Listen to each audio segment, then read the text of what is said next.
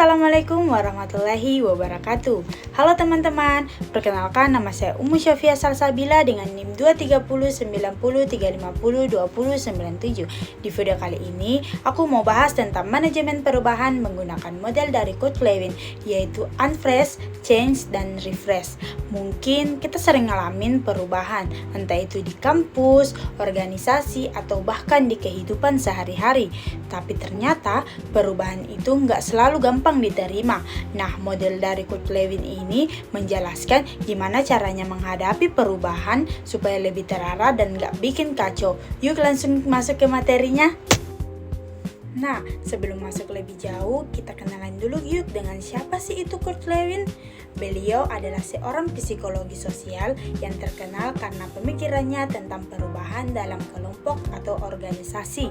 Menurut Kurt Lewin, perilaku seseorang itu dipengaruhi oleh lingkungan di sekitarnya. Makanya beliau membuat model perubahan yang sampai sekarang masih sering dipakai.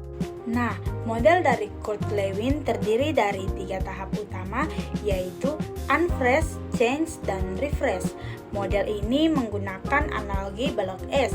Kalau kita ingin mengubah bentuk es, pertama es harus dicairkan dulu, lalu dibentuk ulang, kemudian dibekukan kembali agar bentuk barunya tetap stabil. Nah, konsep sederhana ini digunakan untuk menjelaskan proses perubahan dalam organisasi. Tahap pertama adalah unfresh. Pada tahap ini, organisasi mulai menyadari bahwa cara lama sudah tidak efektif lagi dan perlu perubahan yang baru. Tujuan utama dari tahap ini adalah membangun kesadaran dan menciptakan rasa urgensi agar orang-orang siap menerima perubahan. Karena itu komunikasi yang baik sangat penting agar semua orang memahami alasan kenapa perubahan perlu dilakukan. Setelah orang-orang mulai siap menerima perubahan, masuk ke tahap kedua yaitu change. Di fase ini perubahan mulai diterapkan secara nyata, misalnya mulai menggunakan sistem baru, aturan baru, atau cara kerja yang baru. Karena masih dalam proses adaptasi, organisasi perlu memberikan dukungan dan pelatihan agar semua orang bisa menyesuaikan diri. Tahap terakhir adalah refresh.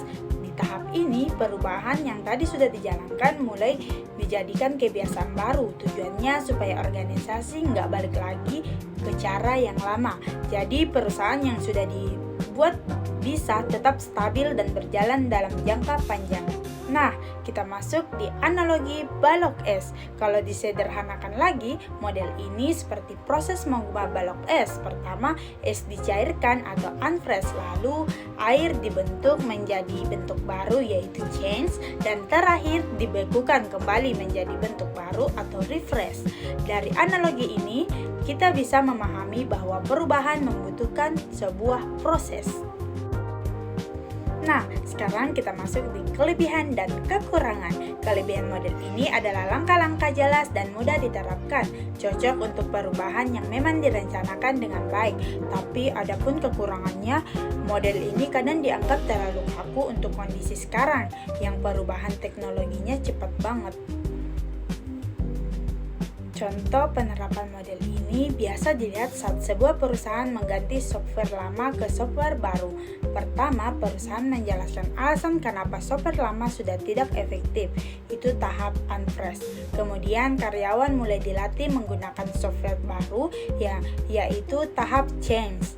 Dan setelah semuanya berjalan lancar, software baru dijadikan standar resmi perusahaan, yaitu tahap refresh.